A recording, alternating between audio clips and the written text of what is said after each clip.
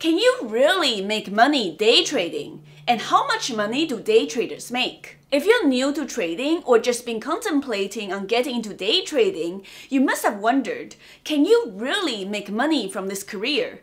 This seems like gambling. Is day trading real or just a scam? We see many people on social media posting big profits and very rarely any losses.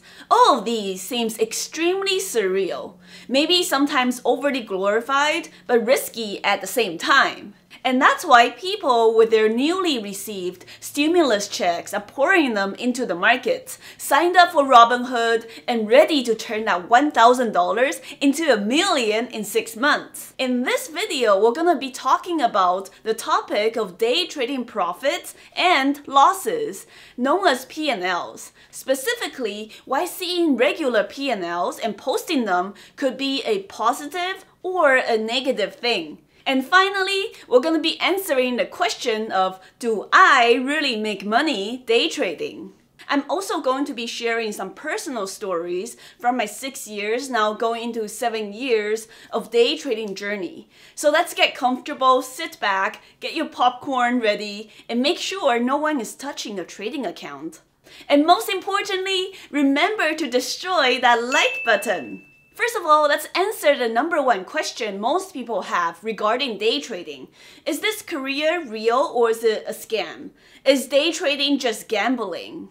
The short and sweet answer is, it's a real and very profitable career for only about 5 to 10% of the people. Let's make it really clear. I'm certainly not saying everyone should day trade. No, it's the opposite. I think most people shouldn't day trade because rather than treating it as a serious business and a career, most people are lazy and they treat it as a get-rich-quick scheme like gambling. Like my brother said in my live trading with family video, day trading is a risky career and most people should stay away from it. Now let's talk about wins and losses in day trading. And yes, I did say wins and losses because believe it or not, everyone loses in day trading. It's just that less people are willing to share their losses. I mean, it's the same reason everyone wants to post images with Lamborghinis. Why would anyone want to be seen with a 2003 Corolla or show up on YouTube videos with barely any makeup, right? Now back to the topic of how much money do day traders make? Well, the answer to that question is it depends. There are traders who make hundreds a day, thousands a day, and even sometimes who make 5, 6, and even 7 figures a day. Now, before you get overly excited, oh my god, you can make that much money day trading? I need to go quit my job now to day trade. Please listen to the full story here first. To make money in day trading, you have to be comfortable with losing first. Losing money in order to make profit is a concept that's very unique to this day trading business. Day trading is probably the only job where you can show up at your office computer and work very hard and give it all, and at the end of the day, after 8 hours, you actually lose money. I remember when I used to have a conventional 9-to-5 job. 9 to 5, who am I kidding? It's more like a 9 to 7 job. But whether I did a good job at the office or slacked off playing ping pong all day, I'm guaranteed a paycheck at the end of the day. I'm never at the risk of losing money, just the risk of losing my soul. When you see people post profit screenshots on social media, it's important to know that while both you and I may want the same profits, we probably don't have the same kind of risk tolerance. It takes money to make money in this business. Day trading is a career that requires you to leverage your capital, risk losing it in order to come out ahead. To make that first $100, you may have to risk $20 to $50. To make those thousands, you may have to risk $500. And to make that 5 figures of $10,000, you might have to risk $4,000 to $5,000. And that brings us to the next point. Everyone's wins and losses are all relative in day trading. If you're making just $100 a day consistently, that's amazing. Then one day you have a $500 profit, that's considered a big win relative to your account size and your experience. But for somebody who is using 10 times or 100 times your size and making a couple thousands per day, their big win would maybe be $20,000 or $30,000. And again, at the same time, their small loss might be $2,000 and the big loss will probably be in the 5 figures. The point I'm trying to make is, don't compare your chapter 1 to someone else's chapter 20. Everyone's wins and losses are all relative to their share sizes. If you see someone else's big wins today and decide to double or quadruple your size in order to make the same profits tomorrow, that's probably not going to end so well. This was actually a huge mistake that hits very closely to home over here. Around 3 to 4 years ago, I was already profitable and making consistent gains from day trading. I was on a win streak. Momentum was picking up in my performance in my trading account, and I finally felt like I had figured out myself and all my setups really well. Then I started seeing other traders who are making 2, 3 times, and even sometimes 10 times bigger profits than I am. And many times were trading the same tickers. At first, the effect wasn't clear to me, but if you start seeing them on a daily basis and over a long period of time of weeks or months, it would start to have some psychological effect on you.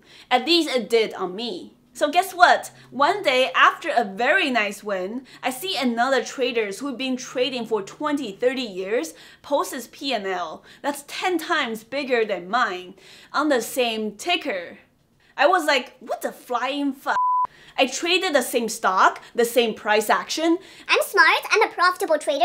I couldn't make the same profit as him. But instead, I piked out. I'm a loser here being proud of my $500 when I could have made $10,000 or more. So the next day, I decided to add a 0 to all of my position sizes. And just like I mentioned earlier, to make 1,000, you have to be comfortable risking 500. To make 100,000, you have to be comfortable risking 20 or 50 or even more.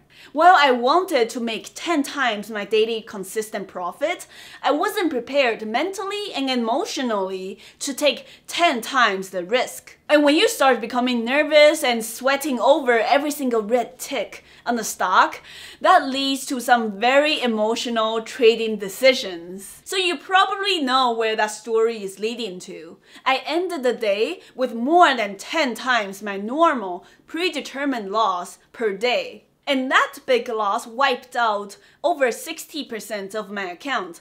I essentially blew up. Even though that story was not my biggest loss ever, it was the biggest loss relative to my account. This is an experience I still hold very closely to my heart, and I have a feeling many of you guys probably feel the same way and have experienced the same emotions. And this is the reason I choose not to post regular P&Ls. I'm not saying it's wrong to post profits or losses.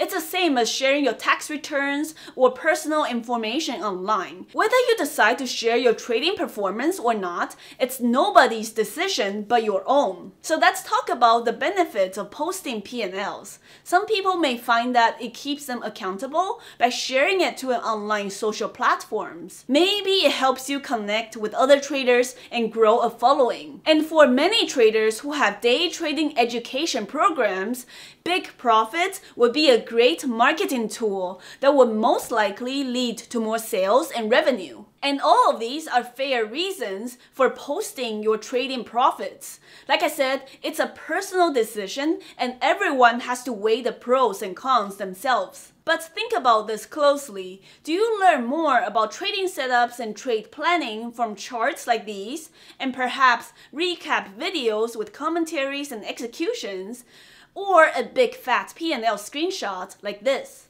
For me personally, seeing others' P&Ls did not help me learn as a beginner trader. In fact, it had caused me to FOMO, trading on tilt, and blow up my account like the story I had just mentioned. And that was entirely my own fault, by the way. You should never blame your losses on other traders. Whoever clicked the buy and sell button following someone's trade alerts or not, it's entirely responsible for their own outcome. Since seeing P&L posts did not help me as a beginner trader, and nor is it helping me now 6 years later, I decided not to post them. Actually, my first time sharing it on this YouTube channel was a loss, and then a profit much later on. And of course, somebody would leave a snarky comment that my 5-figure loss was nothing.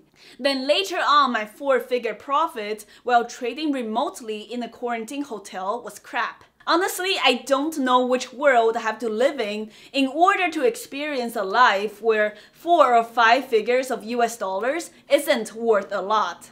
But do you see what I mean? Posting and seeing P&Ls don't do myself any good. I don't feel any gratification nor fulfillment from praises saying, wow, $6,000, good job. But at the same time, the snarky remarks on both my profits and losses affect me and my trading negatively.